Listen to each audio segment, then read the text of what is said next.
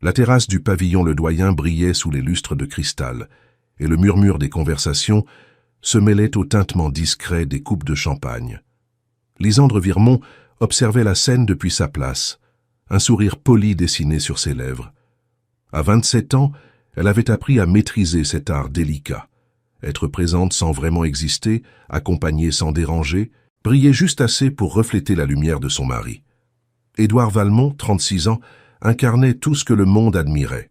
Grand, élégant dans son costume lanvin bleu nuit, il possédait cette aisance naturelle des hommes habitués à ce que les portes s'ouvrent avant même qu'ils ne les touchent. Ses investissements dans la technologie durable avaient fait de lui l'un des entrepreneurs les plus influents de France. Ce soir, entouré de partenaires et d'investisseurs, il régnait sur la soirée avec cette assurance tranquille qui caractérisait chacun de ses gestes.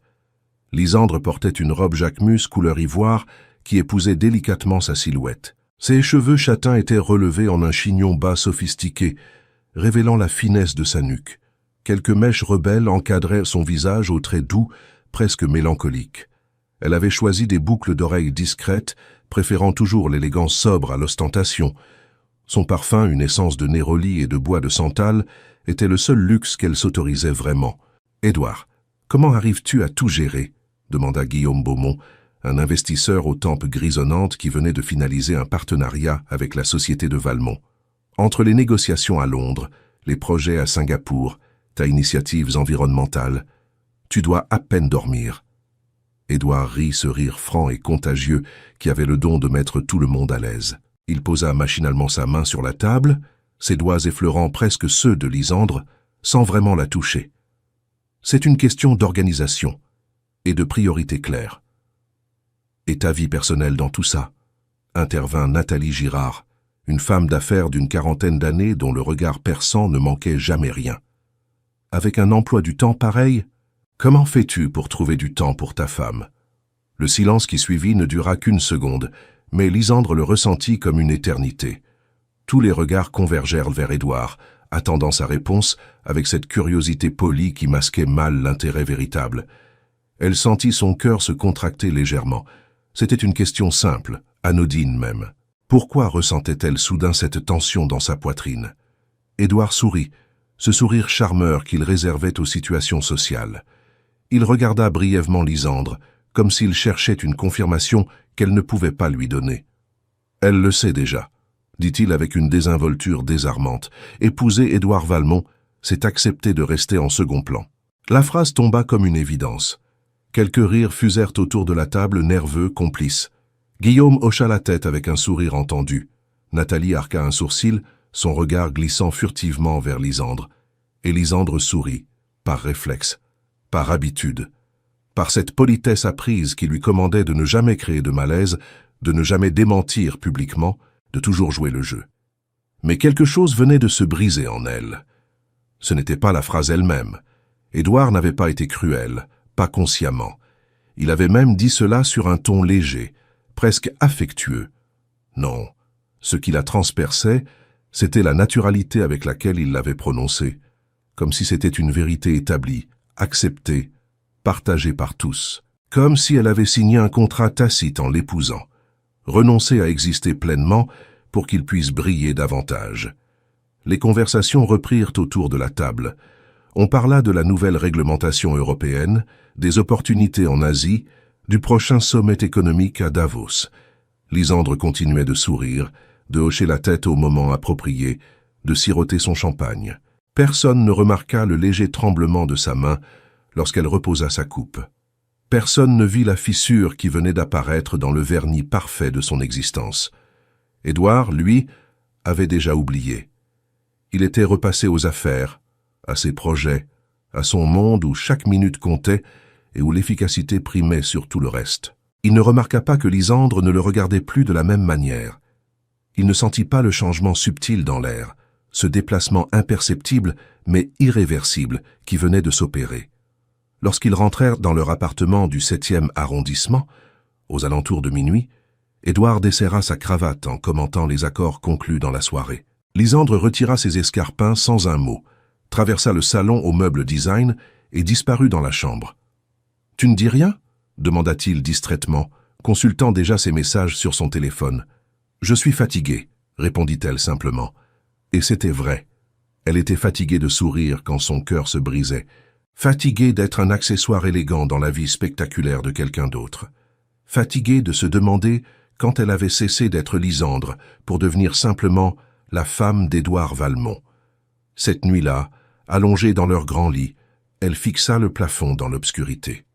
À côté d'elle, Édouard dormait paisiblement, son souffle régulier témoignant d'une conscience tranquille.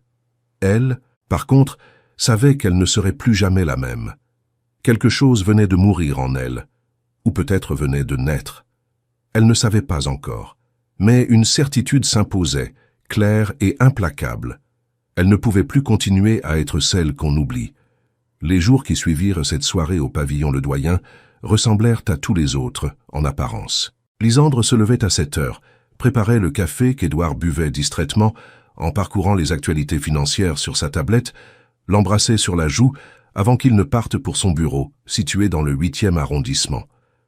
Elle passait ensuite ses matinées à gérer les détails de leur vie, coordonner avec la femme de ménage, répondre aux invitations mondaines, organiser les dîners qu'Édouard aimait donner pour ses relations d'affaires. Mais intérieurement, tout avait changé. Lisandre se surprenait à observer son mari différemment, comme si elle le voyait pour la première fois à travers un voile déchiré. Elle remarquait maintenant la façon dont il parlait d'elle aux autres, toujours avec affection, mais jamais avec respect. Comment ils racontaient leurs anecdotes, en se plaçant au centre, elle n'étant qu'un détail périphérique. Comment il oubliait systématiquement de mentionner qu'elle avait étudié la littérature, comparée à la Sorbonne, qu'elle parlait couramment 4 langues, qu'elle avait renoncé à un doctorat pour le suivre lorsqu'il avait lancé sa première entreprise. Un mardi après-midi, alors qu'elle déjeunait seule dans leur appartement au haut plafond et aux fenêtres donnant sur une cour pavée, son téléphone vibra. C'était Amélie Dufresne, sa meilleure amie depuis l'université, qu'elle n'avait pas vue depuis des mois. « Lisandre, ça fait une éternité. Tu me manques. On se voit quand ?» Lisandre regarda l'agenda synchronisé avec celui d'Édouard, qui occupait un coin de l'écran de son ordinateur portable. Jeudi soir, cocktail avec des investisseurs japonais. Vendredi, dîner chez les Beaumont. Samedi, week-end à Deauville avec des clients potentiels. Dimanche, brunch avec l'équipe de direction. Quand avait-elle accepté de vivre selon un emploi du temps qui n'était pas le sien? Jeudi soir, 19 h, au Café de Flore, proposa-t-elle, une pointe de rébellion naissant dans sa poitrine. Édouard rentra ce soir-là vers 22 h, les traits tirés mais l'œil vif. Il avait bouclé une levée de fonds importante pour son nouveau projet d'énergie solaire. Il débordait d'enthousiasme, parlant chiffres et perspectives pendant qu'elle l'écoutait depuis le canapé, un livre fermé sur ses genoux. « Au fait, j'ai prévu un cocktail jeudi soir avec les investisseurs de Tokyo. Sorte à robe noire, celle qu'ils avaient tous admirée la dernière fois. » Lisandre leva les yeux vers lui. Il ne l'avait pas regardé en parlant, occupé à se servir un whisky dans le bar encastré près de la bibliothèque. « Je ne pourrai pas venir jeudi. » Le silence qui suivit fut bref mais intense. Édouard se retourna, surpris. Ce n'était pas de la contrariété dans son expression, plutôt de l'incompréhension, comme si elle venait de parler une langue étrangère. « Comment ça ?»« J'ai prévu de voir Amélie. » Il fronça légèrement les sourcils, cherchant visiblement à se rappeler qui était Amélie. Cette hésitation blessa Lisandre plus qu'elle ne l'aurait imaginé. Il avait rencontré Amélie une dizaine de fois au moins. « Tu peux la voir un autre jour, non ?» C'est important, ces investisseurs. Nakamura a spécifiquement demandé si tu serais là. Tu fais bonne impression. Je fais bonne impression, répéta Lisandre lentement, comme si elle goûtait ses mots pour la première fois. Oui, tu es parfaite dans ce rôle. Tu sais exactement quoi dire, comment te comporter. C'est un atout. Un atout. Elle était un atout dans sa stratégie commerciale, pas une personne, pas une épouse, un élément fonctionnel de son succès. Je ne viendrai pas, Édouard. Cette fois, sa voix était ferme, presque froide. Édouard la dévisagea, son verre à la main, déconcerté par cette résistance inattendue. Lisandre soutint son regard sans ciller, et pour la première fois depuis des années, elle ne chercha pas à adoucir ses propos, à arranger les choses, à être accommodante. « Très bien », finit-il par dire, avec une pointe d'agacement qu'il essayait de masquer. « Je suppose que je peux y aller seul. Tu supposes bien. » Il but une gorgée de whisky, visiblement déstabilisé. Lisandre se replongea dans son livre, mais les mots dansaient devant ses yeux. Son cœur battait fort. Elle venait de franchir une ligne invisible, et elle le savait. Ce n'était qu'un refus minuscule, insignifiant même, mais il portait en lui le poids d'une révolution silencieuse. Le jeudi soir, Lysandre retrouva Amélie au café de Flore. Son amie l'attendait en terrasse malgré la fraîcheur d'octobre, emmitouflée dans un manteau camel, ses cheveux roux flamboyants sous les lumières chaudes du café. Quand elle aperçut Lysandre, son visage s'illumina. « Mon Dieu, tu es magnifique, mais différente. » Lysandre s'assit, commanda un verre de vin blanc. Elle portait un pull en cachemire gris perle et un pantalon noir simple, rien de sophistiqué. Elle s'était coiffée librement sans le chignon impeccable qu'elle arborait habituellement aux événements d'Édouard. Différente comment? Amélie l'observa avec cette perspicacité qui la caractérisait. Je ne sais pas. Plus. Présente. Comme si tu étais vraiment là, pas juste de passage. Ces mots touchèrent Lysandre plus profondément qu'elle ne l'aurait cru. Elles parlèrent pendant des heures, de tout et de rien. Amélie racontait sa nouvelle relation avec un professeur de philosophie, ses projets d'exposition photographique, ses questionnements sur la vie. Lysandre réalisait à quel point ces conversations lui avaient manqué, ces échanges où elle n'avait pas besoin de surveiller chaque mot, de calculer chaque réaction. « Et toi, Lysandre, comment vas-tu vraiment ?» La question flotta entre elles. Lysandre hésita, puis quelque chose céda en elle. « Je crois que je me suis perdu, quelque part entre le jour où j'ai épousé Édouard et aujourd'hui. » Amélie posa sa main sur la sienne, attendant la suite sans la presser. « Il m'aime, je le sais, mais il m'aime comme on aime un objet précieux qu'on range soigneusement dans un écrin. Quelque chose de décoratif, d'utile, pas quelque chose de vivant. » Les larmes montèrent sans prévenir, brûlantes et libératrices. Amélie la serra dans ses bras et Lysandre pleura pour la première fois depuis cette soirée au pavillon Le Doyen. Elle pleura sur la femme qu'elle était devenue, sur celle qu'elle avait cessé d'être, sur toutes ces années où elle s'était effacée volontairement, croyant que c'était de l'amour. Quand elle rentra ce soir-là, l'appartement était plongé dans l'obscurité. Édouard n'était pas encore rentré. Lysandre se déshabilla lentement, enfila une chemise de nuit en soie et s'allongea dans leur lit. Elle ne l'attendit pas, et pour la première fois elle s'endormit paisiblement, sans ce poids écrasant sur la poitrine qui l'accompagnait depuis des mois. Octobre glissait vers novembre, et Paris se parait de ses teintes automnales. Les feuilles dorées jonchaient les trottoirs du 7e arrondissement, et l'air portait cette fraîcheur piquante qui annonçait l'hiver. Lysandre avait pris l'habitude de marcher seule le matin avant le réveil d'Édouard. Elle longeait les quais de Seine, observait les péniches amarrées, s'arrêtait parfois dans une boulangerie pour acheter un croissant qu'elle mangeait lentement, savourant chaque bouchée comme un acte de liberté minuscule, mais essentiel. Édouard avait remarqué les changements, même s'il ne comprenait pas leur origine. Elle ne l'accompagnait plus systématiquement à ses dîners professionnels. Elle avait recommencé à voir ses anciennes amies. Elle passait des heures dans le petit bureau qu'ils avaient aménagé, mais qu'elle n'utilisait jamais, lisant, écrivant, redécouvrant des passions abandonnées. Un vendredi soir, alors qu'il rentrait d'une réunion marathon, il la trouva installée dans le salon, un carnet ouvert sur ses genoux, complètement absorbée. Elle ne leva même pas les yeux lorsqu'il entra. « Tu écris ?»« Oui. »« Sur quoi ?»« Des choses. » Le ton n'était pas hostile, juste, distant, comme si une partie d'elle s'était retirée dans un espace où il n'avait plus accès. Édouard ressentit un pincement désagréable dans la poitrine, une sensation qu'il n'arrivait pas à nommer. Ce n'était pas de la jalousie, pas exactement. C'était plutôt la conscience troublante que quelque chose lui échappait et qu'il ne savait pas comment le rattraper. « J'ai pensé qu'on pourrait partir quelques jours, juste nous deux. Venise, peut-être? Tu as toujours aimé Venise. » Lysandre ferma son carnet, le regarda enfin. Ses yeux noisettes, habituellement si doux, portaient maintenant une clarté nouvelle, presque dérangeante. « Pourquoi ?» La question le prit au dépourvu. « Pourquoi ? Parce que... » Parce qu'on ne l'a pas fait depuis longtemps. Parce que je pense que ça nous ferait du bien. À qui? À nous? Ou à toi? Édouard fronça les sourcils, déstabilisé par cette franchise soudaine.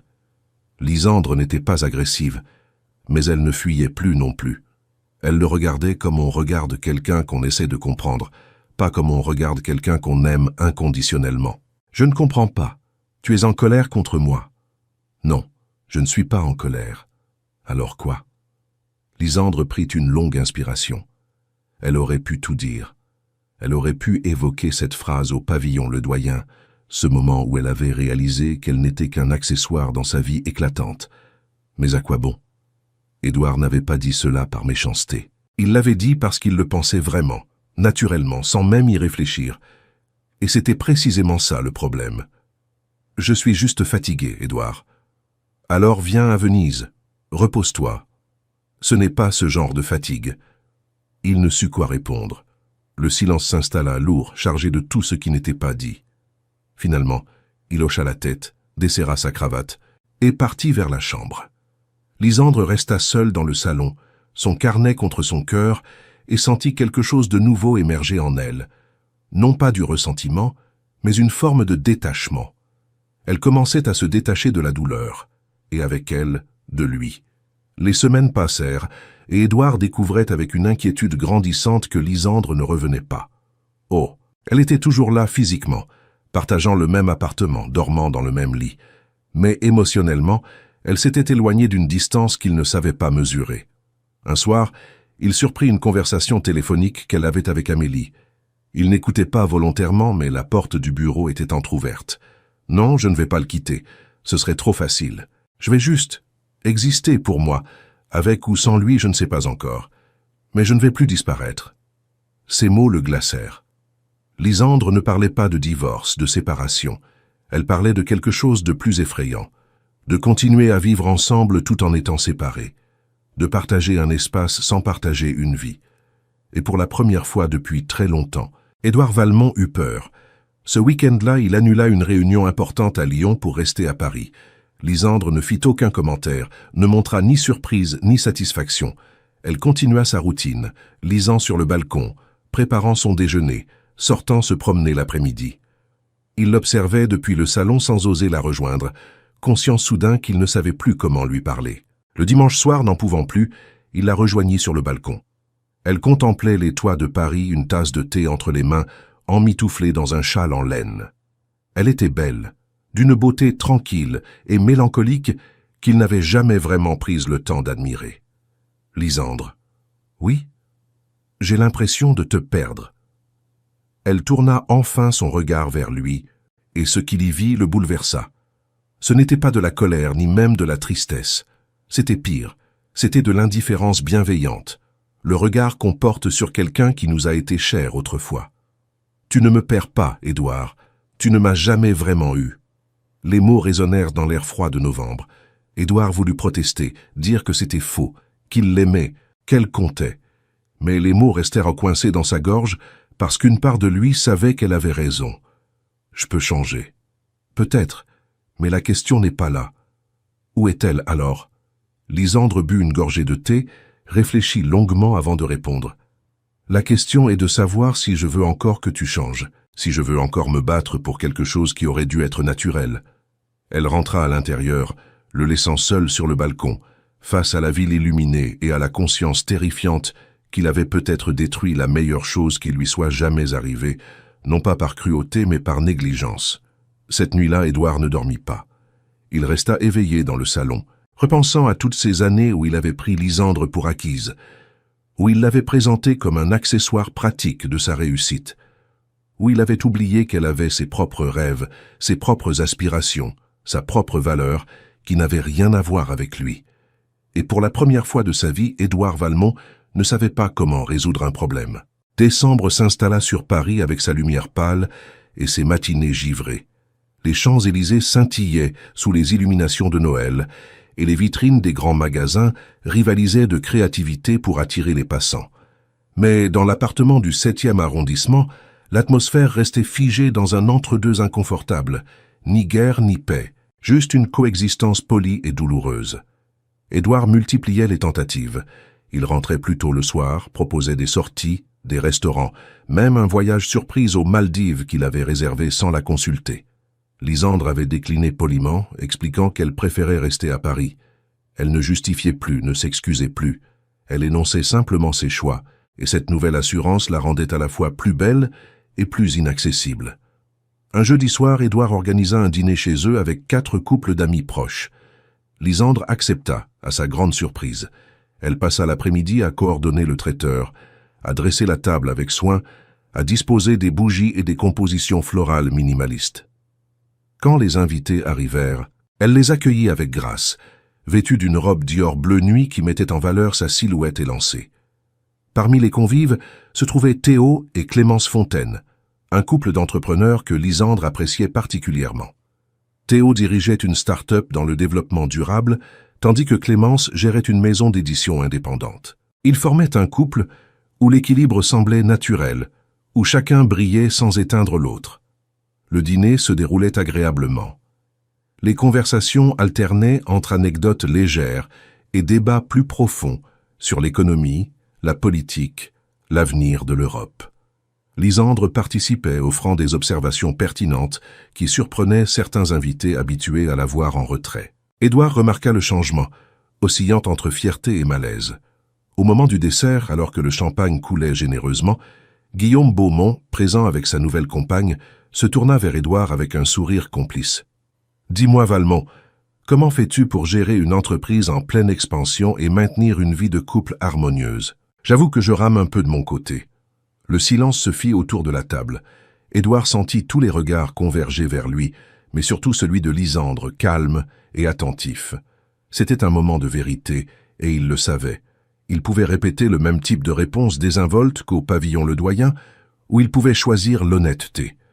Il prit une longue inspiration, posa sa coupe et regarda Lysandre avant de répondre. « Pour être franc, Guillaume, je ne sais pas si je gère bien. J'ai longtemps cru qu'il suffisait d'avoir une partenaire qui comprenne les exigences de mon travail. Quelqu'un qui accepte de passer en second. Mais j'ai réalisé récemment que... » Il marqua une pause, cherchant ses mots avec une vulnérabilité inhabituelle. « J'ai réalisé que je confondais amour et commodité, que j'avais transformé ma femme en spectatrice de ma vie au lieu d'en faire une partenaire. » Le silence autour de la table s'approfondit, mais cette fois, c'était un silence respectueux, presque recueilli. Clémence échangea un regard avec Théo. Guillaume hocha lentement la tête. C'est courageux de le reconnaître. Courageux. Édouard eut un rire amer. Non, c'est juste lucide, et probablement trop tard. Lysandre ne dit rien. Elle se contenta de siroter son champagne, le visage indéchiffrable. Mais quelque chose avait bougé en elle, une fissure minuscule dans l'armure qu'elle s'était construite. Ce n'était pas grand-chose, juste la reconnaissance que peut-être, Édouard commençait enfin à comprendre. Après le départ des invités, ils débarrassèrent ensemble en silence. Lysandre rinçait les verres pendant qu'Édouard rangeait les chaises autour de la table. La scène aurait pu être banale, domestique, mais elle était chargée d'une tension nouvelle, différente de celle qui les habitait depuis des semaines. « Tu le pensais vraiment ?» demanda finalement Lysandre sans le regarder. « Car c'était juste pour sauver la face devant nos amis. » Édouard s'arrêta, une chaise dans les mains. « Je le pensais. Je le pense. Pourquoi maintenant? Qu'est-ce qui a changé? Toi, tu as changé. Et ça m'a obligé à me regarder vraiment. Pour la première fois, je crois. » Lysandre posa le verre qu'elle tenait, se tourna vers lui. Dans la pénombre de la cuisine éclairée seulement par la lumière tamisée du salon, elle semblait presque irréelle, comme une apparition fragile et forte à la fois. « Tu sais ce qui est ironique, Édouard? Pendant des années, j'ai essayé de te faire me voir. Vraiment me voir. Pas comme la femme d'Édouard Valmont, mais comme Lysandre. Et maintenant que tu commences à regarder, je ne suis plus sûr de vouloir être vu. » Les mots étaient doux mais implacables. Édouard sentit quelque chose se briser en lui, une digue qu'il avait construite entre ses émotions et sa raison. Cette muraille qui lui permettait de tout contrôler, tout gérer, tout optimiser, y compris l'amour. Je ne sais pas comment réparer ça. Peut-être que ce n'est pas réparable. Peut-être que certaines choses, une fois cassées, restent cassées. Tu ne crois pas aux secondes chances? Lysandre le regarda longuement, et dans ses yeux, Édouard vit toute la complexité de ce qu'elle ressentait. La colère, la déception, mais aussi les vestiges d'un amour qui refusait de mourir complètement. « Je ne sais pas, Édouard. Demande-moi dans quelques mois. » Elle quitta la cuisine, le laissant seul avec les restes du dîner et le poids écrasant de ses propres erreurs. Mais pour la première fois, il y avait quelque chose dans cette incertitude. Pas un espoir aveugle, mais une possibilité. et c'était déjà plus qu'il ne méritait. Les semaines précédant Noël passèrent dans une atmosphère étrange, faite de distance et de tentatives maladroites de rapprochement. Édouard essayait vraiment. Il posait des questions sur les journées de Lisandre, s'intéressait à ses lectures, proposait de regarder ensemble les films qu'elle aimait, mais chaque geste semblait calculé, comme s'il suivait un manuel invisible sur comment reconquérir sa femme. Et Lisandre le sentait. Un après-midi de mi-décembre, alors qu'elle flânait dans une librairie du quartier latin, elle tomba sur Théo Fontaine, perdu au milieu des rayons de philosophie. Lisandre, quelle surprise! Ils prirent un café dans un bistrot voisin, installé près de la fenêtre embuée par la chaleur intérieure. Théo commanda un double expresso, Lisandre un thé Earl Grey. La conversation démarra doucement, évitant soigneusement le sujet évident. « Clémence m'a dit qu'elle aimerait te revoir, sans nos maris, si tu vois ce que je veux dire. » Lisandre sourit. C'était une invitation subtile à l'amitié, à l'existence en dehors du rôle d'épouse. « Avec plaisir. » Théo hésita, touilla son café, puis se lança. « Écoute, je sais que ce n'est pas mes affaires, mais... ce qu'Édouard a dit l'autre soir, c'était puissant. Je ne l'avais jamais vu aussi vulnérable. Je sais. Tu lui en veux encore ?» Lisandre regarda par la fenêtre, observant les passants emmitouflés qui longeaient les vitrines décorées.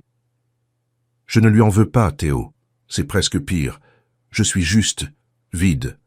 Comme si la partie de moi qui l'aimait inconditionnellement s'était épuisée à force d'être ignorée. « Tu l'aimes encore ?» La question flotta entre eux. Lisandre prit son temps pour répondre. « Oui, mais différemment. Comme on aime quelqu'un qu'on a connu, qui nous a été cher, mais qui n'appartient plus vraiment à notre présent. C'est étrange. » Théo acquiesça lentement, respectant la complexité de ce qu'elle exprimait. « Il souffre, tu sais. Je l'ai vu la semaine dernière. Il est perdu. » Bien. Le mot sortit plus sec qu'elle ne l'aurait voulu, mais elle ne le retira pas. Théo ne la jugea pas. Il comprenait que la colère, même éteinte, laissait descendre. Le soir de Noël approchait, et avec lui, la perspective de le passer en famille. Les parents d'Édouard avaient organisé le réveillon dans leur propriété près de Fontainebleau. C'était une tradition immuable. La grande maison familiale, les vins convives, le repas somptueux, les cadeaux disposés sous un sapin monumental. Lisandre avait toujours trouvé ces réunions éprouvantes, se sentant jaugée, évaluée, comparée aux belles sœurs plus expansives, plus brillantes en société. « On n'est pas obligé d'y aller », proposa Édouard un soir, alors qu'ils dînaient face à face dans leur appartement silencieux. Lisandre leva les yeux de son assiette, surprise. « Tes parents seraient dévastés. »« Peut-être, mais toi, tu veux y aller ?» C'était la première fois qu'il posait la question, la première fois qu'il considérait son envie avant les attentes familiales. Lisandre réfléchit. Une part d'elle voulait refuser, rester à Paris, passer Noël seule avec un livre et du thé. Mais une autre part, plus petite, plus fragile, se demandait si ce geste d'Édouard ne méritait pas d'être reconnu. « Allons-y, mais je pars quand je veux. Si c'est trop, je rentre. »« D'accord, on prendra 2 voitures. » Ce compromis, simple en apparence, représentait un changement fondamental. Édouard ne décidait plus pour elle. Il ne supposait plus, il demandait, négociait, acceptait. Le réveillon arriva. La propriété des Valmont brillait sous les guirlandes lumineuses, imposante avec ses pierres centenaires et ses fenêtres à meneaux. Lisandre descendit de voiture, ajusta son manteau en laine anthracite et prit une longue inspiration. Édouard la rejoignit, n'osa pas prendre sa main, mais marcha à côté d'elle, attentif. La soirée se déroula comme prévu. Les conversations polies, les embrassades forcées, les remarques subtiles de Diane, la mère d'Édouard, sur « comme Lisandre est discrète ce soir ». Mais quelque chose était différent. Quand un oncle demanda à Édouard s'il allait bientôt donner des héritiers, au lieu de rire ou de dévier, il répondit simplement « C'est un sujet qui appartient à Lisandre et moi ». Le ton était ferme, sans agressivité mais sans ambiguïté. Le silence qui suivit fut bref mais significatif. Lisandre croisa son regard à travers la pièce et pour la première fois depuis des mois, elle lui offrit un vrai sourire. Pas un sourire poli, pas un sourire de façade. Un sourire sincère, celui qu'on réserve à quelqu'un qui vient de nous défendre. Plus tard dans la soirée, alors qu'elle s'était réfugiée dans la bibliothèque pour échapper à l'agitation, Édouard la retrouva. Elle était assise dans un fauteuil près de la cheminée, un livre ancien entre les mains, éclairé par la lueur dansante du feu. « Tu veux rentrer ?»« Pas encore, ici c'est calme. » Il s'assit dans le fauteuil voisin, respectant la distance entre eux. « Merci d'être venu. Merci de m'avoir laissé choisir. » Ils restèrent ainsi en silence, écoutant le crépitement des bûches, les échos lointains des rires et des conversations. Ce n'était pas grand-chose, ce moment partagé sans mots. Mais c'était un début, fragile, incertain, mais réel. « Lysandre ? Oui, je sais que je t'ai perdu, je le sais. Mais si un jour tu me donnes la chance de te reconquérir, pas comme ma femme, mais comme toi, comme Lysandre, je promets de ne plus jamais gâcher ça. » Elle ne répondit pas tout de suite. Elle ferma le livre, le posa sur ses genoux et regarda le feu danser dans l'âtre. « On verra, Édouard, on verra. » Et dans ce « on verra », il y avait un monde de possibilités. Pas une promesse, mais pas une condamnation non plus. Juste une porte entr'ouverte laissant filtrer une lumière timide, et pour l'instant c'était suffisant. Janvier apporta avec lui un froid mordant et un ciel d'un gris uniforme. Paris semblait engourdi sous la grisaille, et l'appartement du 7e arrondissement portait encore les traces des fêtes passées. Quelques guirlandes oubliées, des bougies à moitié consumées, le fantôme d'une période où ils avaient presque été proches. Lysandre avait pris une décision importante pendant les premiers jours de la nouvelle année. Elle s'était inscrite à un atelier d'écriture créative qui se tenait tous les mardis soirs dans une librairie de Saint-Germain. C'était quelque chose qu'elle avait toujours voulu faire, mais qu'elle avait repoussé, année après année, par manque de temps, par peur, par cette habitude de se mettre en dernier. Le premier soir, elle arriva avec 10 minutes d'avance, nerveuse comme une étudiante le jour de la rentrée. La librairie était petite, chaleureuse, avec ses étagères en bois sombre croulant sous les livres. Au fond, une salle était aménagée avec une dizaine de chaises disposées en cercle. 7 personnes étaient déjà installées, des hommes et des femmes de tous âges, certains feuilletant des carnets, d'autres buvant du thé dans des tasses dépareillées. L'animatrice s'appelait Roxane Mercier, une femme d'une 50aine d'années aux cheveux argentés coupés courts, dont le regard pétillant inspirait immédiatement confiance. Elle accueillit Lysandre avec un sourire chaleureux. « Bienvenue. Installez-vous où vous voulez, on commence dans 5 minutes. » L'atelier débuta par une présentation simple. Chacun devait dire son prénom et pourquoi il était là. Lysandre écouta les autres. Un étudiant qui voulait écrire un roman de science-fiction, une retraitée qui rédigeait ses mémoires, un homme d'affaires qui utilisait l'écriture comme thérapie.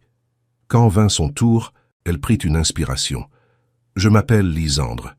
Je suis ici parce que j'ai oublié qui j'étais, et j'espère que l'écriture m'aidera à me retrouver. » Les mots étaient sortis plus crûment qu'elle ne l'aurait voulu, mais personne ne parut choqué. Au contraire, plusieurs personnes hochèrent la tête avec compréhension. Roxane lui sourit. « Vous êtes au bon endroit. » L'exercice du soir était simple. Écrire pendant 15 minutes sur le thème « Ce que je n'ai jamais osé dire ». Lysandre fixa la page blanche de son carnet, le stylo suspendu au-dessus du papier. Puis, sans réfléchir, elle se mit à écrire. Les mots coulèrent, d'abord lentement, puis avec une fluidité surprenante. Elle écrivit sur les années de silence, sur les sourires forcés, sur la sensation d'être transparente dans sa propre vie. Elle écrivit jusqu'à ce que Roxane annonce doucement que le temps était écoulé. Quand elle rentra ce soir-là, Édouard était encore au bureau. Elle se prépara une tisane, s'installa sur le canapé et relut ce qu'elle avait écrit. C'était brut, parfois maladroit, mais c'était vrai. Et cette vérité, même imparfaite, avait quelque chose de libérateur. Édouard, de son côté, traversait sa propre transformation. Il avait commencé à voir un thérapeute, une démarche qu'il avait toujours considérée comme réservée aux personnes faibles ou perdues. Mais il se rendait compte maintenant qu'il était justement perdu et que cette perte n'avait rien à voir avec la faiblesse. Le cabinet du docteur Arnaud Tessier se trouvait dans le 9e arrondissement, dans un immeuble haussmannien discret. Les séances duraient 50 minutes, pendant lesquelles Édouard, pour la première fois de sa vie, parlait vraiment. Il parlait de son enfance dans une famille où l'excellence était attendue, où les émotions étaient perçues comme des distractions, où réussir signifiait dominer. Il parlait de comment il avait reproduit ce modèle dans son mariage, sans même s'en rendre compte. « Vous dites que vous aimez votre femme. observa le docteur Tessier lors de leur 4e séance. Mais comment lui montrez-vous cet amour? Édouard réfléchit longuement. Je subviens à ses besoins. Je lui offre une vie confortable. Ce sont des actions pratiques. Je vous demande comment vous lui montrez que vous la voyez, que vous la respectez, que son existence a de la valeur indépendamment de vous. Le silence qui suivit fut lourd. Édouard réalisa avec une clarté douloureuse qu'il n'avait pas de réponse. Un samedi après-midi, alors que Lisandre était à son atelier d'écriture, Édouard fit quelque chose qu'il n'avait pas fait depuis des années. Il entra dans leur chambre et ouvrit les tiroirs de Lisandre. Pas pour fouiller, mais pour comprendre. Il trouva des carnets remplis de notes, de réflexions, de poèmes inachevés.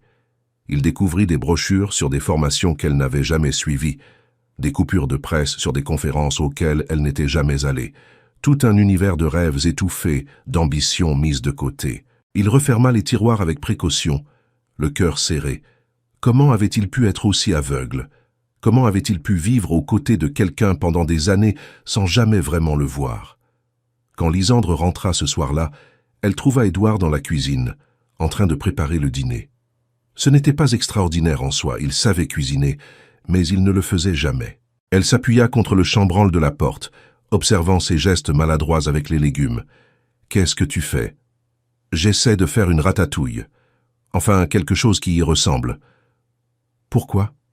Il se retourna, une courgette à la main, et la regarda avec une intensité qu'elle ne lui connaissait pas. « Parce que tu fais toujours tout, et que je réalise que je ne sais même pas ce que tu aimes manger. » Lisandre sentit quelque chose se déplacer dans sa poitrine, une émotion qu'elle ne pouvait pas nommer. Ce n'était pas du pardon, pas encore, mais c'était de la reconnaissance. La reconnaissance que peut-être, il était vraiment en train de changer. Ils dînèrent ensemble dans la cuisine, assis au comptoir plutôt qu'à la grande table de la salle à manger. La ratatouille était correcte, pas extraordinaire, mais elle goûtait l'effort, l'intention. Ils parlèrent de choses simples, de l'atelier d'écriture de Lisandre, du projet d'Édouard qui prenait enfin forme, du froid qui s'installait sur la ville. « Tu écris sur quoi ?» demanda-t-il. Lisandre hésita. Elle n'avait jamais partagé ses écrits, même avec lui, surtout avec lui.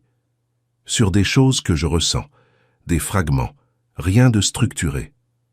J'aimerais les lire, un jour, si tu veux bien. Peut-être. Ce « peut-être » n'était pas un refus, c'était une possibilité. Et dans leur situation actuelle, les possibilités valèrent de l'or. Février arriva avec ses matinées glacées et ses après-midi où le soleil perçait timidement à travers les nuages. Lisandre et Édouard continuaient leur danse étrange, faite de rapprochements prudents et de distances respectées. Ils n'étaient plus ennemis, mais pas encore alliés. Ils étaient deux personnes essayant de réapprendre à se connaître, sans la garantie que cela aboutirait à quelque chose. Un mardi soir, après son atelier d'écriture, Lisandre reçut un message d'Amélie l'invitant à une soirée le vendredi suivant. C'était l'anniversaire d'un ami commun, une fête qui se tiendrait dans un loft du 11e arrondissement.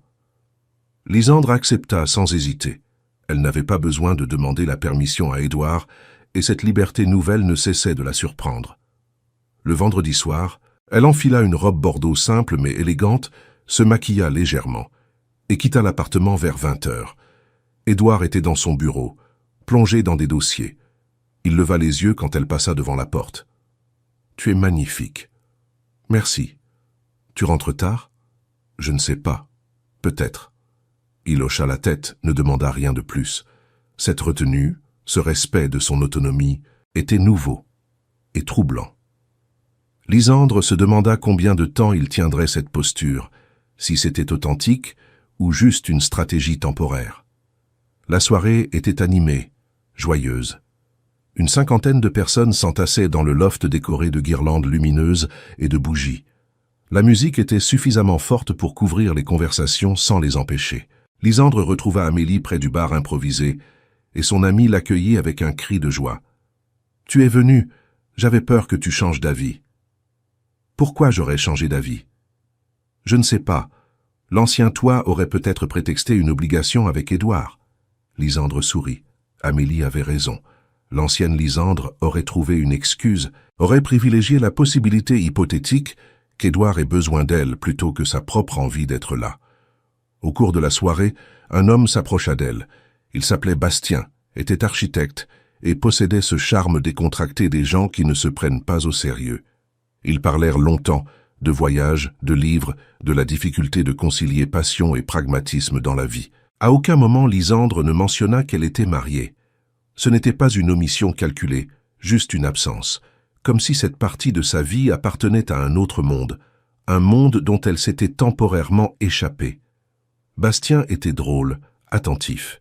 Il la regardait vraiment quand elle parlait, posait des questions de suivi, semblait sincèrement intéressé par ce qu'elle disait. Lisandre réalisait combien elle avait oublié ce que c'était que d'être écoutée, d'être vue comme une personne complète, et non comme la moitié d'un couple. Vers minuit, alors qu'ils étaient tous les deux sur le balcon étroit du loft, profitant de l'air frais malgré le froid, Bastien se tourna vers elle. « Tu es mariée, n'est-ce pas ?» La question prit Lisandre au dépourvu. Elle baissa les yeux vers sa main gauche, vers l'alliance en or blanc qu'elle portait depuis 5 ans. « Oui. » « Heureusement ?» Lisandre ne répondit pas tout de suite. Comment répondre à une question aussi complexe avec un simple « oui » ou « non » ? « Je ne sais pas. » Bastien hocha la tête, respectant son honnêteté. « Pour ce que ça vaut, je pense qu'il a beaucoup de chance. » Ce n'était pas une tentative de séduction, juste une observation sincère. Lisandre lui sourit, reconnaissante pour cette simplicité. Quand elle rentra à l'appartement vers 2 heures du matin, elle trouva Édouard endormi sur le canapé du salon, un livre ouvert sur sa poitrine. Il s'était changé, portait un simple t-shirt et un pantalon de pyjama. Dans son sommeil, il semblait plus jeune, presque vulnérable. Lisandre resta un moment à le regarder, sentant un mélange d'émotions contradictoires, de la tendresse, mais aussi de la colère persistante, de l'attachement, mais aussi du détachement. Elle le réveilla doucement. « Édouard, va te coucher. » Il ouvrit les yeux, désorienté, puis la vit. Un sourire fugace passa sur ses lèvres. « Tu es rentré. »« Oui. »« Tu t'es bien amusé. »« Oui. » Il se leva et tira son dos douloureux d'être resté dans une position inconfortable. « Je suis content. » Et elle le crut. Il était vraiment content qu'elle ait passé une bonne soirée, sans lui, avec ses propres amis. C'était un changement si radical par rapport à l'homme qui, quelques mois auparavant, s'attendait à ce qu'elle soit disponible pour ses besoins à tout moment. « Pourquoi tu m'as attendu ?» Édouard hésita puis décida d'être honnête. « Je ne sais pas. J'imagine que... Je voulais juste savoir que tu étais rentré en sécurité. Tu aurais pu m'envoyer un message. Je sais. Mais j'avais envie d'être là. Pas pour te contrôler. Juste. Pour être là. » Lisandre ne sut quoi répondre. Elle hocha simplement la tête, retira ses chaussures, et ils marchèrent ensemble vers la chambre. Cette nuit-là, pour la première fois depuis des mois, ils dormirent rapprochés, pas enlacés, mais proches. Et dans ce rapprochement millimétrique, il y avait quelque chose qui ressemblait dangereusement à de l'espoir. Le lendemain matin, un samedi, Lisandre se réveilla avant Édouard.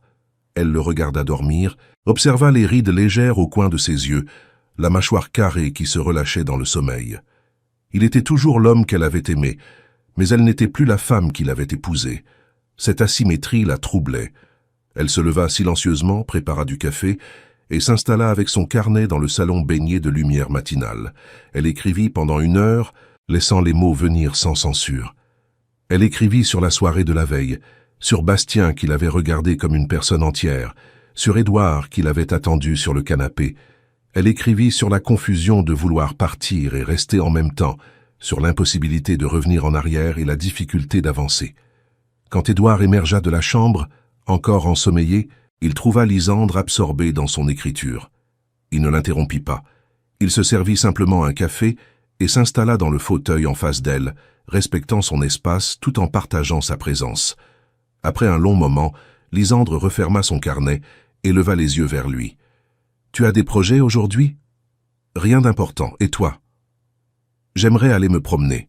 Peut-être au jardin du Luxembourg. Tu veux de la compagnie ?» Lisandre le regarda, évaluant la question. L'ancienne, elle aurait dit oui par politesse. La nouvelle, elle hésitait, consciente de son besoin de solitude, mais aussi de sa curiosité à l'idée de passer du temps avec cet homme qui essayait si fort de devenir quelqu'un de différent. Oui. Ce simple mot les surprit tous les deux. Ils se préparèrent en silence, enfilèrent leurs manteaux et sortirent dans le froid de février. Le jardin du Luxembourg était presque vide, les arbres nus se découpant contre un ciel d'un bleu pâle. Ils marchèrent côte à côte, sans se toucher, mais dans une synchronie naturelle.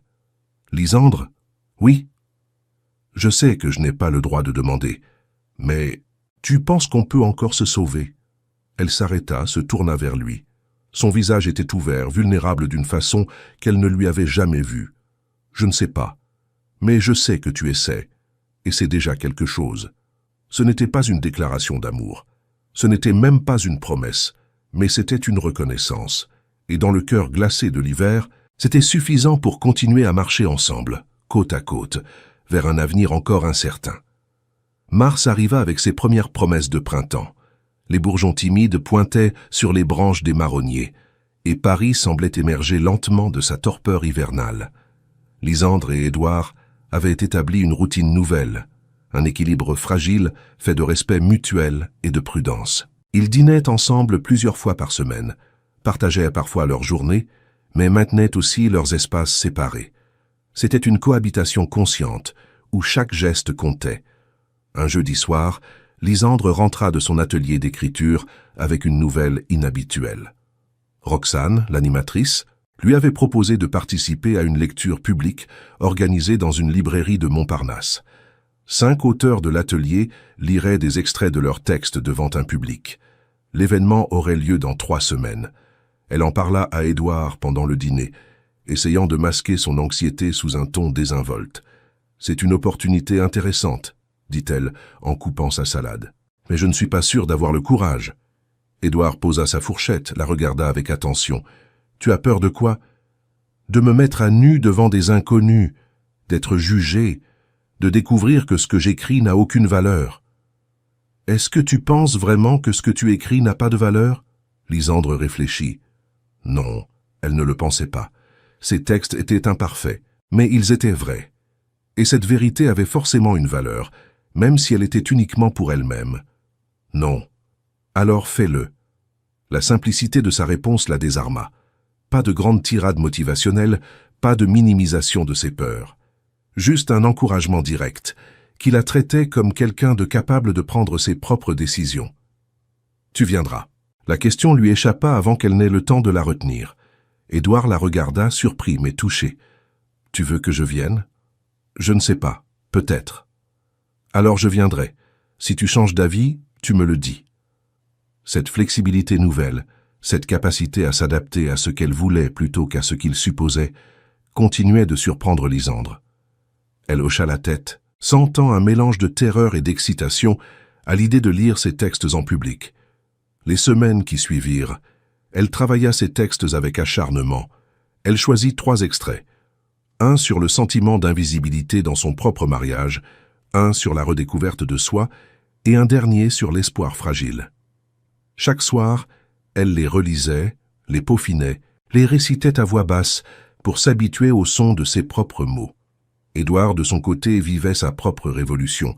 Il avait commencé à déléguer davantage au bureau, à refuser certains projets qui l'auraient éloigné de Paris trop longtemps. Ses associés avaient remarqué le changement, certains avec inquiétude, d'autres avec respect. Lors d'une réunion de direction, son bras droit, Julien Marchand, l'avait pris à part. « Tu es différent ces derniers temps. Tout va bien ? » ?»« Oui, je réapprends juste mes priorités. » »« À cause de Lysandre ?» Édouard ne nia pas. Julien était un ami autant qu'un collègue, quelqu'un qui avait été témoin de l'évolution de leur couple. J'ai failli la perdre. Non, c'est faux. Je l'avais déjà perdue. Je suis juste en train d'essayer de comprendre si elle acceptera de me laisser la reconquérir. Julien hocha la tête, pensif. Tu sais ce qui m'a toujours frappé chez Lysandre, c'est qu'elle ne demandait jamais rien.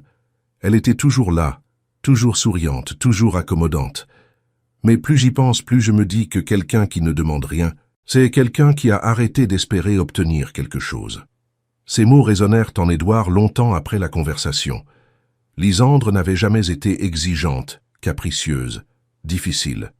Et il avait interprété cela comme de la satisfaction, alors que c'était de la résignation. Le soir de la lecture publique arriva trop vite. Lysandre se prépara avec un soin méticuleux, choisissant une robe simple en jersey noir, qui la faisait se sentir à la fois confortable et présentable. Elle attacha ses cheveux en un chignon lâche, appliqua un peu de mascara. Dans le miroir, elle vit une femme qu'elle reconnaissait enfin. Pas la femme parfaite qu'elle avait essayé d'être, mais quelqu'un de réel, d'imparfait, de vivant. Édouard l'attendait dans le salon, vêtu d'un pantalon sombre et d'un pull en cachemire gris. Il avait délibérément évité le costume, comprenant que ce soir n'était pas une de ses soirées professionnelles, mais quelque chose qui appartenait entièrement à Lysandre. « Tu es prête ?»« Non. Mais allons-y quand même. » Ils prirent le métro jusqu'à Montparnasse, un choix délibéré plutôt que leur voiture habituelle. Quelque chose dans la normalité du trajet apaisa Lysandre. Édouard ne parla pas, respectant son besoin de silence, se contentant d'être là, une présence rassurante à ses côtés. La librairie était bondée. Une cinquantaine de personnes s'entassaient entre les étagères, certaines assises sur les chaises pliantes, disposées devant un petit podium, d'autres debout au fond. Amélie était là, ainsi que Clémence et Théo. Roxane accueillit Lysandre avec un sourire encourageant. « Tu vas être merveilleuse, respire, et laisse les mots faire leur travail. » Lysandre était la quatrième à lire. Elle écouta les trois autres avec une attention distraite, son cœur battant de plus en plus fort à mesure que son tour approchait. Quand Roxane prononça son nom, elle se leva, les jambes tremblantes, et s'avança vers le podium. La lumière était chaude, presque aveuglante. Elle ne voyait pas vraiment le public, juste des silhouettes floues. Elle prit une longue inspiration, ouvrit son carnet et commença à lire. Sa voix tremblait au début, puis se raffermit. Les mots qu'elle avait écrits dans la solitude de leur appartement, les émotions qu'elle avait couchées sur papier en pensant qu'elles ne serviraient que de catharsis personnelle, prenaient vie dans cet espace partagé. Elle lut sur la douleur de devenir invisible, sur la honte de s'être laissée effacer, sur la difficulté de se reconstruire.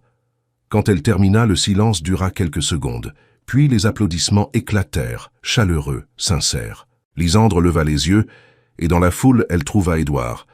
Il ne bougeait pas, ne disait rien, mais ses yeux brillaient d'une émotion qu'elle n'avait pas vue depuis des années. Ce n'était pas de la pitié, ni de la culpabilité, c'était de l'admiration. Après la lecture, un petit groupe se forma autour de Lysandre. Des inconnus lui parlaient de comment ces mots avaient résonné en eux, partageaient leurs propres histoires d'invisibilité et de renaissance. Amélie la serra dans ses bras avec fierté. Clémence lui proposa de publier certains de ses textes dans sa maison d'édition. Lysandre flottait dans une euphorie qu'elle n'avait jamais connue. La satisfaction d'avoir été vue, entendue, reconnue pour ce qu'elle était vraiment. Édouard resta en retrait, observant la scène. Il ne chercha pas à s'imposer, ne se présenta à personne comme son mari, ne ramena pas l'attention sur lui. Il était simplement là, témoin de sa réussite, et cette discrétion parlait plus fort que n'importe quelle déclaration. Quand la soirée se termina, vers 23 heures, ils marchèrent dans les rues de Montparnasse sans but précis. L'air était doux, presque printanier, et Paris scintillait sous les lampadaires. Lysandre se sentait légère, comme si un poids invisible s'était envolé. « Tu as été incroyable, » dit enfin Édouard. « Merci. »« Non, je veux dire vraiment, ces textes, ils étaient puissants, vrais. Et j'ai réalisé en t'écoutant à quel point je ne te connaissais pas vraiment. Ou plutôt, à quel point je n'avais jamais pris le temps de te connaître. » Lysandre s'arrêta sous un réverbère, se tourna vers lui. « Tu sais ce qui est étrange. Pendant des années, j'ai voulu que tu me voies, que tu me poses des questions, que tu t'intéresses à ce que je ressentais. Et maintenant que tu le fais, je ne sais pas quoi faire de cette attention.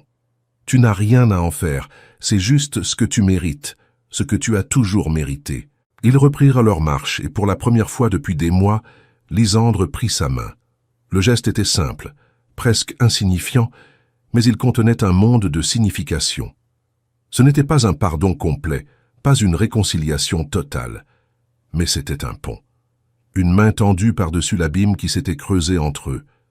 Édouard serra ses doigts avec précaution, comme s'il tenait quelque chose de précieux et de fragile. Et d'une certaine manière, c'était le cas.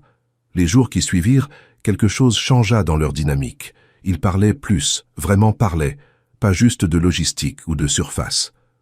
Édouard posait des questions sur son atelier d'écriture, sur ses projets, sur ses rêves. Lisandre, de son côté, s'autorisait à partager, prudemment d'abord, puis avec plus d'aisance. Un dimanche après-midi, alors qu'il déjeunait dans un bistrot du Marais, Édouard lui posa une question qui la prit au dépourvu. « Si tu pouvais recommencer notre relation depuis le début, en sachant tout ce que tu sais maintenant, est-ce que tu m'épouserais quand même ?» Lisandre posa sa fourchette, réfléchit longuement à sa réponse. La vérité était complexe, nuancée. « Je ne sais pas. Il y a eu tellement de bons moments au début. Tu étais attentionné, passionné, présent. Mais oui, même alors, il y avait des signes, des petites choses que j'ignorais parce que j'étais amoureuse. Ta façon de prendre des décisions sans me consulter en supposant que je serais d'accord. T'as tendance à me présenter comme un accessoire plutôt que comme une partenaire. Je suis désolé. Je sais, mais tu comprends que désolé ne suffit pas, n'est-ce pas? Désolé, c'est un début. Le changement réel, c'est la suite. Et tu vois du changement réel. Lisandre le regarda, vraiment le regarda. L'homme assis en face d'elle n'était plus exactement celui qu'elle avait épousé. Il était plus humble, plus à l'écoute, plus présent. Mais était-ce suffisant? Était-ce durable? Oui, mais je ne sais pas encore si c'est suffisant. L'honnêteté de sa réponse aurait pu être dévastatrice, mais Édouard l'accueillit avec calme. Il hocha la tête, acceptant cette incertitude comme quelque chose qu'il devait porter. Je peux vivre avec ça, tant qu'il y a une possibilité. Ce soir-là, ils regardèrent un film ensemble, installés sur le canapé avec une distance confortable entre eux. À mi-chemin, Lisandre se rapprocha imperceptiblement et Édouard passa son bras autour de ses épaules.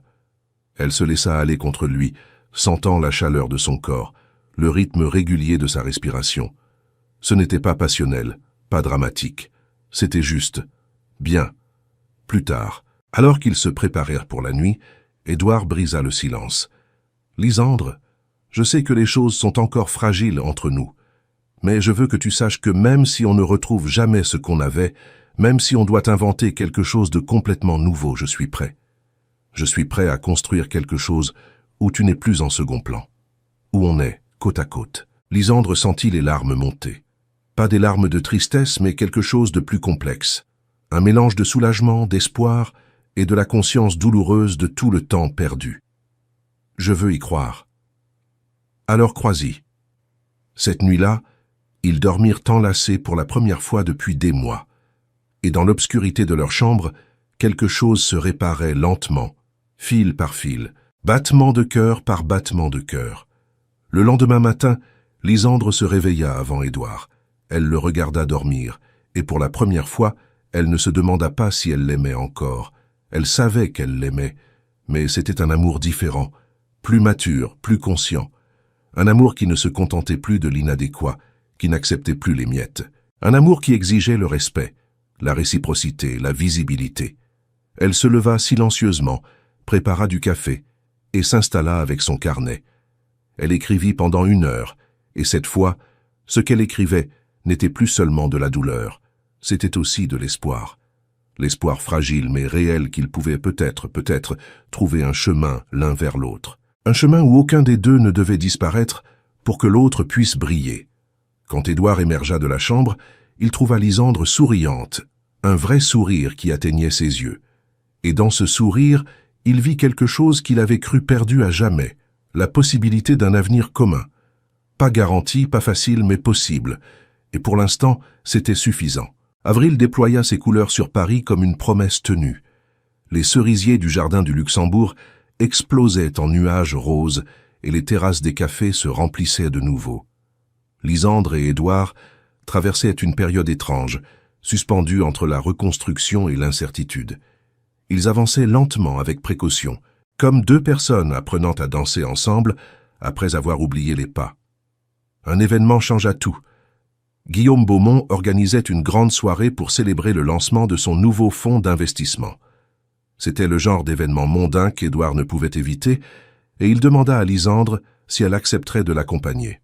« Je comprendrai si tu refuses », ajouta-t-il rapidement. « Je sais que ces soirées ne sont pas.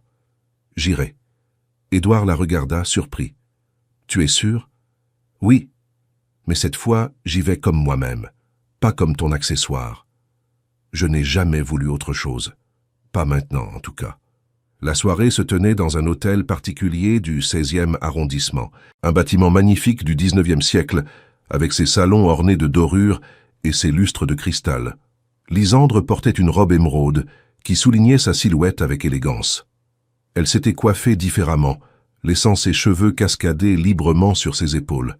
Elle se sentait belle, mais surtout, elle se sentait elle-même. Quand ils entrèrent, plusieurs têtes se tournèrent. Édouard posa naturellement sa main dans le creux de son dos, un geste protecteur mais pas possessif. Ils saluèrent Guillaume et sa compagne, puis se mêlèrent à la foule d'investisseurs, d'entrepreneurs et de personnalités parisiennes. Au cours de la soirée, Lysandre se retrouva en conversation avec Nathalie Girard, la femme d'affaires qui avait été présente lors de cette fameuse soirée au pavillon Ledoyen, celle où tout avait commencé. Nathalie l'observait avec un intérêt renouvelé. « Vous avez changé, Lysandre. Il y a quelque chose de différent. »« Vraiment ? Oui, vous semblez. Présente. Avant, vous étiez là physiquement, mais on sentait que vous étiez ailleurs. » Lysandre sourit. C'était exactement ça. Elle avait passé des années à être ailleurs, enfermée dans sa propre disparition. Disons que j'ai appris à occuper mon propre espace. Ça vous va bien. La conversation dériva vers d'autres sujets, et Lysandre réalisa qu'elle prenait plaisir à ces échanges. Elle n'était plus en train de jouer un rôle, de surveiller chaque mot pour ne pas embarrasser Édouard. Elle était simplement elle-même, exprimant ses opinions, même quand elle divergeait de celles des autres. Plus tard, dans la soirée, le moment redouté arriva. Un groupe s'était formé autour d'Édouard, discutant stratégie d'investissement et perspectives économiques. Guillaume, légèrement éméché, lança avec un sourire « Alors Valmont, toujours aussi obsédé par le travail. Ta pauvre femme doit vraiment être patiente pour te supporter. » Le silence se fit. Plusieurs personnes présentes se souvenaient de la réponse d'Édouard lors de cette soirée mémorable. Lysandre sentit tous les regards converger vers eux, attendant de voir comment Édouard réagirait cette fois. Édouard posa son verre. Son visage se ferma légèrement, et quelque chose dans son attitude fit taire les conversations environnantes. Il y eut un moment de flottement, un silence inconfortable. Il regarda Guillaume, puis se tourna vers Lysandre. Ses mains tremblaient imperceptiblement. « Tu te trompes, Guillaume. » Sa voix était basse, presque hésitante. Ce n'était pas le ton assuré du chef d'entreprise habituel. C'était quelque chose de plus brut, de plus vulnérable. Il prit une inspiration, visiblement mal à l'aise d'être le centre d'attention de cette manière. Plusieurs personnes échangèrent des regards gênés. Il y a quelques mois, j'ai dit quelque chose. Quelque chose que je regrette profondément. Il s'arrêta, cherchant ses mots. Lysandre vit la sueur perler légèrement sur son front. L'assemblée était silencieuse, mais pas d'admiration, de malaise. J'ai traité Lysandre comme si elle était. Il s'interrompit de nouveau, incapable de finir sa phrase. Son regard chercha celui de Lysandre, implorant. Elle voyait qu'il souffrait, que chaque mot lui coûtait. Bref, je me suis trompé complètement. Il desserra son col, visiblement oppressé par tous ces regards. Ce n'est pas elle qui doit être patiente, c'est moi qui. Il s'arrêta encore, respira profondément. Voilà, je voulais juste dire ça. Le silence qui suivit fut lourd, embarrassé. Ce n'était pas un moment triomphal. C'était maladroit, imparfait, profondément humain. Guillaume toussa mal à l'aise. Quelques personnes hochèrent la tête avec gêne. D'autres détournèrent le regard. Nathalie fut la première à parler, sa voix brisant la tension. « Bon, quelqu'un veut du champagne ?» Les conversations reprirent graduellement, mais Édouard et Lysandre restèrent figés dans leur bulle. Ils ne l'avaient pas regardé pendant son court discours, trop submergé par l'émotion. Maintenant, il osait enfin croiser son regard. « Désolé, murmura-t-il. Je ne sais pas faire ça. » Les grands discours. Lysandre sentit les larmes monter. Pas à cause de ce qu'il avait dit.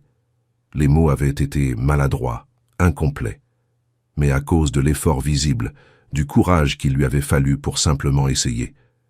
Il s'était mis à nu devant les mêmes personnes qui avaient ri de sa blague des mois auparavant, et il l'avait fait mal, gauchement, mais sincèrement. Elle prit sa main, la serra fort. C'était parfait. Non, c'était toi. Vraiment toi. C'était parfait. Quelques minutes plus tard, ils s'échappèrent discrètement de la soirée. Personne ne les retint. Dehors, l'air frais d'avril les enveloppa, et Édouard s'appuya contre le mur de l'hôtel particulier, épuisé. Mon Dieu, c'était horrible. Lysandre rit, un rire léger, libérateur. C'était authentique. Je voulais dire quelque chose de, je ne sais pas, de profond, comme dans les films, mais je n'ai pas pu. Tous ces regards sur moi. Je sais. Il la regarda, vraiment la regarda. Tu mérites mieux que ceux. Bafouillage embarrassant. Non. Je mérite quelqu'un qui essaie, même maladroitement, surtout maladroitement. Ils rentrèrent à pied, main dans la main, traversant Paris qui scintillait sous les étoiles. L'air était doux, et pour la première fois depuis des mois, le silence entre eux n'était pas lourd. C'était paisible. « Tu sais ce qui est drôle ?» dit Lysandre, alors qu'ils longèrent la Seine. « Si tu avais fait un grand discours parfait avec les bons mots et la bonne intonation, je ne t'aurais peut-être pas cru, mais là c'était toi, fragile, humain. » Édouard s'arrêta sous un lampadaire, prit son visage entre ses mains. « Je t'aime. Maladroitement, imparfaitement, mais je t'aime. Je sais. » « Tu m'aimes encore ?» Lysandre prit son temps pour répondre. Ce n'était pas une question simple, et elle méritait une réponse honnête. « Je t'aime différemment, plus consciemment, avec mes yeux ouverts. Et c'est mieux, je crois. Mieux comment? Parce que cette fois, je ne disparais pas pour que tu existes. On existe ensemble. » Il l'embrassa, et ce baiser contenait tout. Le pardon, la douleur, l'espoir, l'amour qui avait survécu à tout. Ce n'était pas un baiser de cinéma, parfait et chorégraphié. C'était maladroit, salé de larmes, interrompu par des rires nerveux. C'était réel. Quand ils se séparèrent, Édouard posa son front contre le sien. « Je vais passer le reste de ma vie à mériter ça. Pas le reste de ta vie, juste aujourd'hui, et demain, et après-demain, un jour à la fois. Je peux faire ça. Moi aussi. » Ils rentrèrent dans leur appartement du 7e arrondissement alors que l'aube commençait à poindre. La ville s'éveillait lentement, et avec elle, quelque chose de nouveau naissait entre eux. Ce n'était pas une fin heureuse conventionnelle, c'était mieux. C'était un nouveau départ, construit sur les ruines de ce qu'ils avaient été, forgé dans la douleur et la transformation. Cette nuit-là, dans leur grand lit, ils firent l'amour avec une tendresse nouvelle. Chaque geste était hésitant, comme s'ils réapprenaient les contours de l'autre. Ce n'était pas parfait, il y eut des maladresses, des ajustements, des pauses pour rire doucement, mais c'était eux, vraiment eux, sans masque ni rôle à jouer. Lysandre s'endormit dans les bras d'Édouard, et pour la première fois depuis cette fameuse soirée au pavillon Le Doyen, son cœur était en paix. Pas parce que tout était parfait, mais parce que tout était vrai. Et la vérité, même imparfaite, valait tous les mensonges élégants du monde. Mais 1 an plus tard, le café du petit matin emplissait l'appartement de son arôme familier. Lysandre était installée dans le bureau qu'elle avait complètement réaménagé, entourée de ses livres, de ses carnets, de tout ce qui faisait d'elle ce qu'elle était. Sur son ordinateur, elle travaillait à son premier recueil de nouvelles, un projet que Clémence avait accepté de publier dans sa maison d'édition. Édouard entra doucement, posa une tasse de thé à côté d'elle. « Tu as besoin de quelque chose ?»« Non. Enfin si, peut-être de ton avis sur ce passage, si tu as le temps. J'ai toujours le temps. » Il s'assit à côté d'elle, lut attentivement ce qu'elle lui montrait. Ils discutèrent du texte pendant une demi-heure, Édouard posant des questions, offrant des observations, mais sans jamais imposer son opinion. C'était devenu leur nouvelle routine, ce respect mutuel de l'espace et du travail de l'autre. Les changements n'avaient pas été instantanés ni faciles. Il y avait eu des rechutes, des moments où Édouard retombait dans ses anciens réflexes, où Lysandre se fermait par protection. Mais chaque fois, ils en parlaient, ils s'expliquaient, ils ajustaient. Édouard avait restructuré son entreprise, promu une nouvelle directrice générale qui gérait le quotidien pendant qu'il se concentrait sur la stratégie. Il rentrait pour dîner au moins 4 soirs par semaine. Il avait appris à dire non, à déléguer, à comprendre que sa valeur ne se mesurait pas au nombre d'heures travaillées. Lysandre, de son côté, avait continué son atelier d'écriture, participé à plusieurs lectures publiques, commencé à donner des ateliers elle-même. Elle avait retrouvé Amélie régulièrement, maintenu son cercle d'amis indépendamment d'Édouard. Elle existait pleinement, entièrement, sans s'excuser. Un samedi après-midi, alors qu'ils se promenaient au bord de la Seine, ils croisèrent Guillaume et sa compagne. Après les salutations d'usage, Guillaume se tourna vers Édouard. « Tu as vraiment changé, Valmont. Toute la ville en parle. Certains disent que tu as perdu ton mordant. » Édouard regarda Lysandre qui marchait à côté de lui, pas derrière, pas devant, mais à côté. Il sourit. « J'ai perdu mon arrogance. C'est différent. Et j'ai gagné quelque chose de beaucoup plus précieux. Quoi donc? Une partenaire. Une vraie. » Lysandre pressa sa main, et dans ce geste simple, il y avait tout l'amour du monde. Ils continuèrent leur promenade, et Guillaume les regarda s'éloigner avec une expression pensive. Peut-être qu'il commençait à comprendre, peut-être pas, mais cela n'avait plus d'importance. Ce soir-là, ils dînèrent chez Théo et Clémence. La conversation était animée, joyeuse, pleine de rires et de débats amicaux. À un moment, Clémence leva son verre. « Je porte un toast à Lysandre, dont le premier recueil sortira dans 3 mois et qui va, j'en suis sûr, toucher beaucoup de cœurs. »« À Lysandre », répétèrent tous en chœur. Lysandre rougit légèrement, mais ne détourna pas le regard. Elle acceptait ses compliments, ses reconnaissances, parce qu'elle savait maintenant qu'elle les méritait. Plus tard, alors qu'ils rentraient dans la nuit douce de mai, Édouard s'arrêta sur le pont des Arts. « Tu te souviens quand on est venu ici il y a 6 ans, juste après nos fiançailles? Oui, tu avais dit que nous allions conquérir le monde ensemble. J'étais un idiot, je pensais que conquérir le monde signifiait réussir professionnellement. Et maintenant ?» Édouard la prit dans ses bras, la regarda dans les yeux. « Maintenant, je sais que conquérir le monde signifie construire une vie où nous sommes tous les deux entiers, où personne ne disparaît, où l'amour ne se mesure pas en sacrifice, mais en présence. » Lysandre sourit, ce sourire qui désormais atteignait toujours ses yeux. « On a réussi alors. Oui, on a réussi. » Ils s'embrassèrent sous les étoiles, tandis que la Seine coulait paisiblement en contrebas. Ce n'était pas un happy ending de conte de fées. C'était mieux. C'était réel, imparfait, gagné durement. C'était l'histoire de 2 personnes qui avaient failli se perdre et qui avaient choisi, jour après jour, de se retrouver. Lysandre avait souri à travers la douleur, traversé l'obscurité et trouvé sa propre lumière. Et cette fois, quand elle souriait, ce n'était pas par politesse, par obligation ou pour masquer sa souffrance. Cette fois, quand elle souriait, c'était parce qu'elle était heureuse. Vraiment, profondément, authentiquement heureuse. Et c'était tout ce qui comptait. Édouard a humilié Lysandre publiquement, et il a fallu des mois pour qu'il comprenne vraiment ce qu'il avait fait. Si c'était vous, pourriez-vous pardonner? Méritait-il une seconde chance, ou aurait-elle dû partir?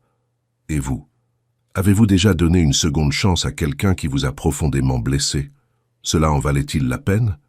Votre participation sur la chaîne est très importante. Merci de laisser votre avis dans les commentaires. Merci d'avoir regardé. Vos réactions sont très importantes pour notre travail. Laissez-nous un commentaire pour nous dire ce que vous pensez et d'où vous regardez. N'oubliez pas de vous abonner à la chaîne et d'activer les notifications pour ne rien manquer. Votre participation est très importante pour la poursuite de notre travail. Alors partagez-la avec ceux qui aimeront cette histoire.